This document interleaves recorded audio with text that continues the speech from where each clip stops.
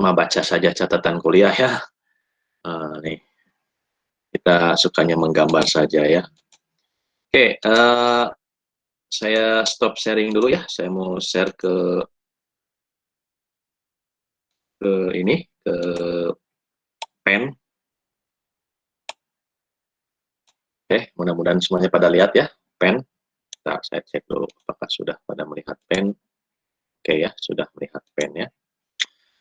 Oke, jadi sebelum ke interface, saya ingin menjelaskan tentang abstrak class satu lagi ya, konsep abstrak class. Ini masih kaitannya dengan inheritance ya, masih kaitannya dengan inheritance. Apa itu abstrak class? Jadi abstrak class itu, bentar ya, saya coba cek dulu.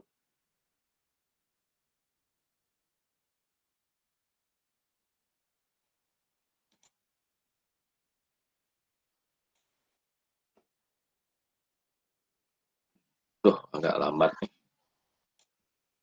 Bentar ya, saya cek dulu nih. Takutnya lambat. Agak lambat ya. Mohon maaf, menunggu dulu.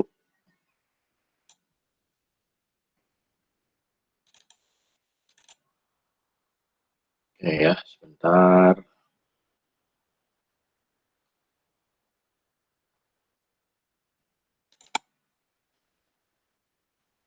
Oke, sebentar.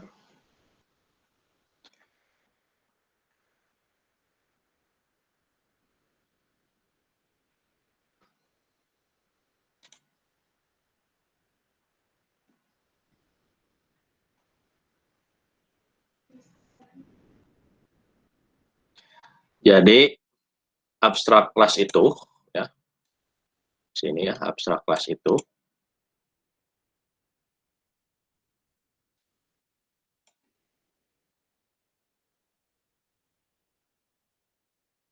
sini dulu ya. Tuh, kelihatan ya, sedikit. Aduh, langsung gede ya. Adalah. Jadi abstrak class itu adalah, jadi kelas abstrak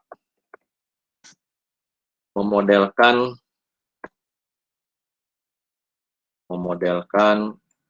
ya, sebuah kelas dari objek yang implementasi metodenya belum diketahui,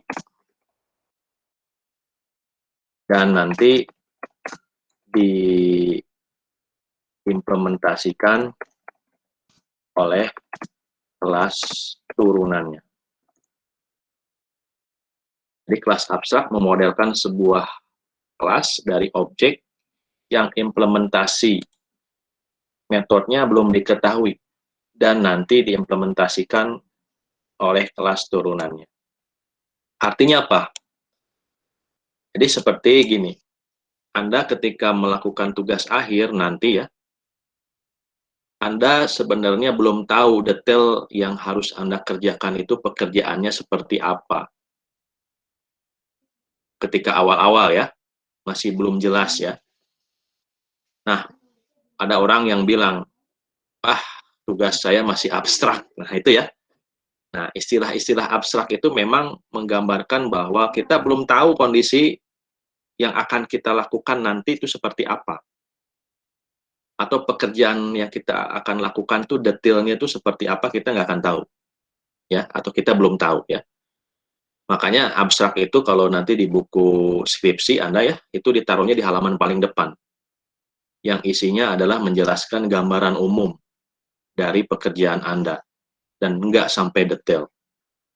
Begitu juga ketika kita tahap awal dalam pengembangan software, kita itu tidak tahu objek yang ke depan itu nanti seperti apa. Tapi kita sudah punya bayangan bahwa ada objek yang besarnya seperti ini. Atau kurang lebih umumnya objeknya seperti ini. Tapi implementasi algoritmanya belum jelas. Nah, makanya kita namakan itu sebagai kelas abstrak. Sebagai contoh misalnya ya, ini kita ketika awal-awal proyek kan masih bingung nih, kita mau bikin objek apa saja ini. Tapi ketika kita sudah mendefinisikan bahwa objek itu nanti punya peranan yang besar dan nanti akan banyak turunan-turunannya, maka sebaiknya kita sebut kelas itu sebagai kelas abstrak ya. Ciri kelas abstrak tuh biasanya ada stereotip ya. Stereotip itu yang menggambarkan bahwa dia ada kelas abstrak. Nah, ditulis gini, biasanya di atasnya ya. Kemudian dinamai dengan misalnya, yang kita masih abstrak, contohnya adalah bidang datar. Contoh ya, kalau yang kita belajar anak-anak SD ya, ini ada bidang datar, gitu ya. Bidang datar itu masih sesuatu yang abstrak ya. Apa bidang datar itu? Ya, pokoknya bidang yang berbentuk datar, gitu ya. Berbentuk datar berarti ya kemungkinan bidang itu adalah dua dimensi. Masih abstrak bidang datar itu apa? Yang jelas, Anda sudah mendefinisikan bahwa bidang datar itu harus punya luas, ya, luas, gitu ya. Misalnya ya ini luarannya adalah float, ya, misalnya. Tipe datanya adalah desimal, ya. Dan bisa juga bidang datar itu harus punya keliling. Nah, hitung keliling ya, bidang datar itu ya float. Ini saya coba kecilin ukurannya, mungkin 8 saja, ya. Jadi kita punya nih, gitu ya. Tapi kita nggak tahu nih algoritma hitung luas dan hitung keliling buat bidang datar kan apa, masih bingung, ya. Belum diketahui isinya seperti apa. Makanya di sini sebut juga metodenya metode abstrak. Kalau metode abstrak itu dikasih huruf miring, italic. Begitu juga ini bidang datar seharusnya miring ya. Tapi sudah ada tulisan abstrak sih, jadi nggak masalah ya. Jadi kita belum tahu nih implementasinya di sini kan, implementasi metodenya belum diketahui. Nah, hitung luas apa, bidang datar apa, gitu ya. Kita belum jelas bidang datarnya apa. Ini metode ya, seperti biasa di metode. Jadi masih abstrak. Kalau ini kan ini atribut ya. Ya atributnya kan biasanya bidang datar pasti. Kalau bidang datar itu punya ya luas ya istilahnya ya. Luas ya. Ya di-set sebagai protected lah ya.